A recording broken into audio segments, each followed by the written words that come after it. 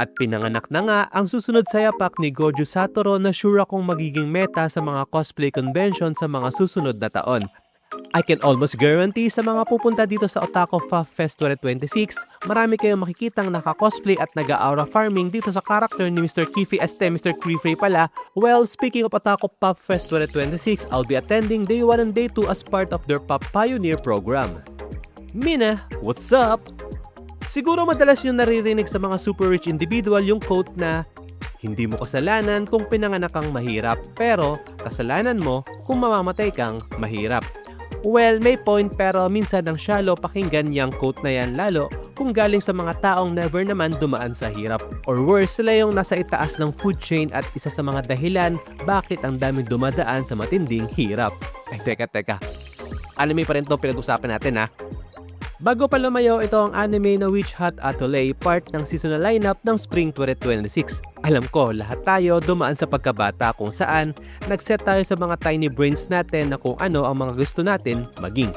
And eventually may mga nag-succeed, meron ding hindi pinalad. Sa mga hindi pinalad, what if?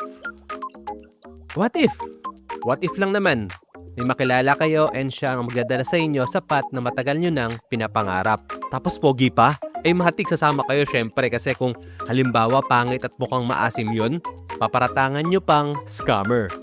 Anyway, ang kwento nitong anime na to ay tungkol kay Coco at sa desire niya na matuto mag-magic. Nagsimula maging magic junkie si Coco noong sobrang bata pa lang niya. Isang gabi kasi habang kasama niya ang nanay niya sa festival, nabudol si Coco ng isang witch bumili ng spellbook after siya mapakitaan ng magic. Hindi yung putyo-putyo na magic na may suot na peking hinlalaki out of this world magic.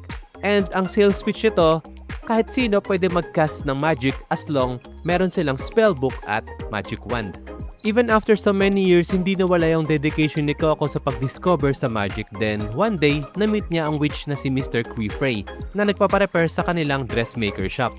Dahil sa mga makukulit na bata sa labas na kung may video cam lang sa kanila, malamang sa malamang na i-post sila sa subreddit na kids are effing stupid. Nasira ng mga batang to yung gulong ng magic karwahe na sinasakyan ng mga babaeng customer nila Coco. Syempre, to the rescue si Mr. Creefrey kung saan nag-offer siya i-use ito gamit ang kanyang magic pero kailangan niya to gawin in private.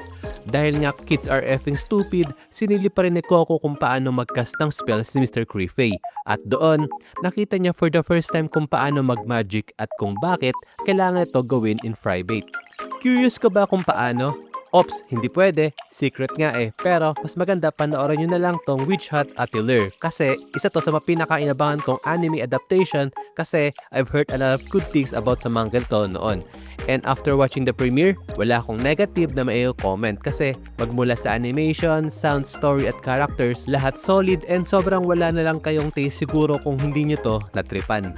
Wala akong magic or any ability sa fortune telling pero napipredict ko na magiging isa to sa mga pinakasisikat na anime or franchise in the next few years. Pero kung mali man ako, edi panood nyo na lang tong magic ko. So that's it, Mina, nag-enjoy ba kayo sa video? If give me a thumbs up. Naging fan ba kayo ng magic?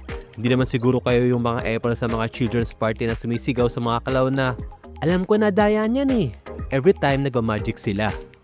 Wag ganun. With that, well, yun lang.